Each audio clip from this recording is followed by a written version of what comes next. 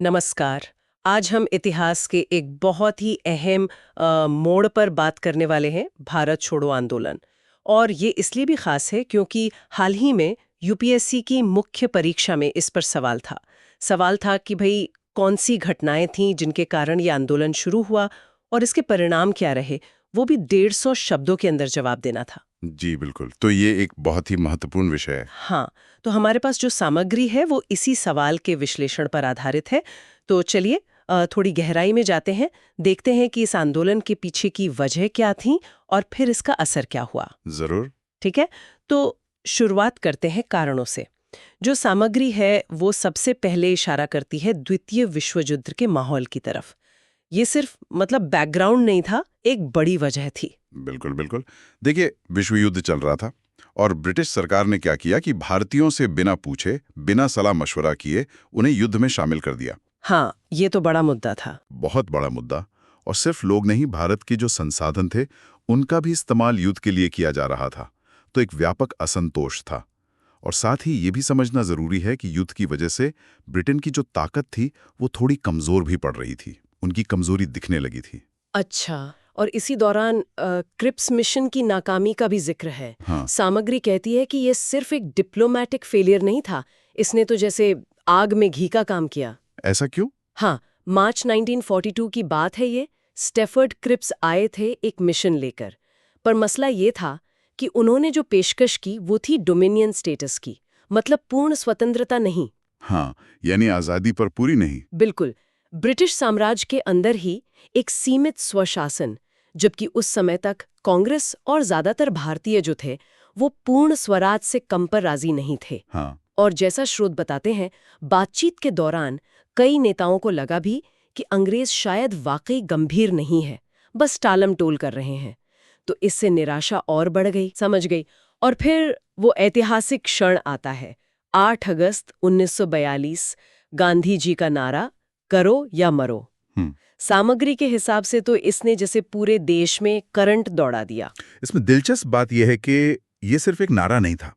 ये उस वक्त की जो जनता की भावना थी, आजादी की जो तीव्र इच्छा थी, उसका प्रतीक बन गया।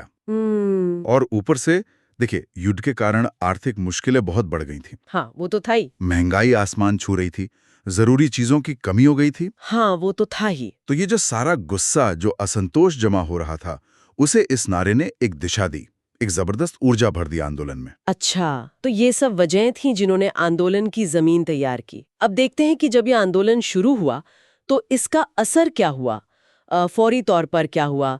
सामग्री बताती है कि ब्रिटिश सरकार की प्रतिक्रिया बहुत तेज और काफी कठोर थी। वास्तव में सरकार ने बिल्कुल भी देर नहीं की। जैसे ही प्रस्ताव पास हुआ, फौरन गांधी जी समेत कांग्रेस के जितने भी बड़े नेता थे, सबको गिरफ्तार कर लिया गया। सबको, मतलब बड़े नेताओं में कोई बाहर नहीं रहा।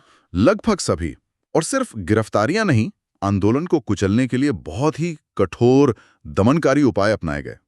आंकड़े बताते हैं कि करीब करीब 1 लाख लोगों को बंदी बनाया गया था। 1 लाख? ये तो बहुत बड़ी संख्या है। जी हाँ, ये संख्या ही दिखाती है कि आंदोलन कितना व्यापक था और सरकार का दमन कितना जबरदस्त था। लेकिन इतनी बड़ी कार्रवाई हुई, नेता जेल में थे, तो क्या आंदोलन वहीं खत्म हो गया या फिर भी चलता रहा? स्रोत कुछ भूमिगत गतिविधियों का जिक्र करते हैं। सही कहा आपने। ये इस आंदोलन का एक बहुत महत्वपूर्ण पहलू है। जब बड़े नेता गिरफ्तार हो गए तो दूसरी पंक्ति के नेता जैसे राम मनोहर लोहिया, जयप्रकाश नारायण, अरुणा आसफ अली, ये सब समाजवादी नेता थे। इन्होंने भूमिगत होकर, मतलब छिपकर, आंदोलन को जारी रखा। अच्छा, अंडरग्राउंड होकर। जी। गुप्त रेडियो स्टेशन चलाए गए, संदेश पहुंचाए गए, कहीं कहीं तोड़फोड़ की कार्रवाइयां भी हुईं, और जैसा आपने कहा कुछ जगहों पर तो कमाल ही हो गया। जैसे जैसे बलिया उत्तर प्रदेश में, तामलुक बंगाल में, सतारा महाराष्ट्र में, इन जगहों पर कुछ समय के लिए लोगों ने अंग्रेजी हुकूमत को हटाकर अपनी समानांतर सरकारें तक चला ली। अरे वाह, मतलब लोकल लेवल पे ब्रिटिश राज खत्म ही कर दिया कुछ वक्त के लिए। बिल्कुल।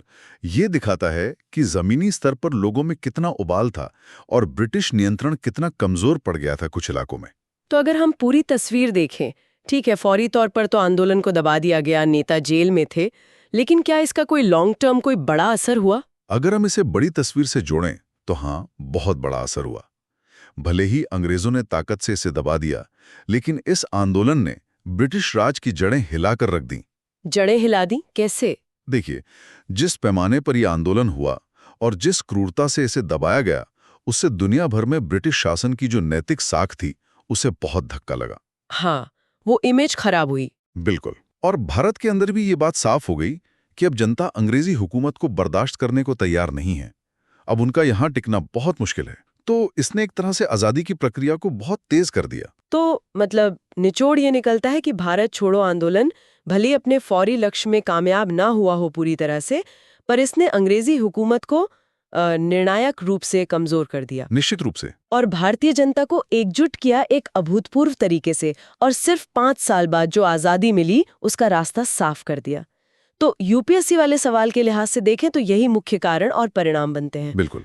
ये भारतीय स्वतंत्रता संग्राम का एक बहुत ही निर्णायक, एक तरह से अंतिम बड़ा अध्याय था।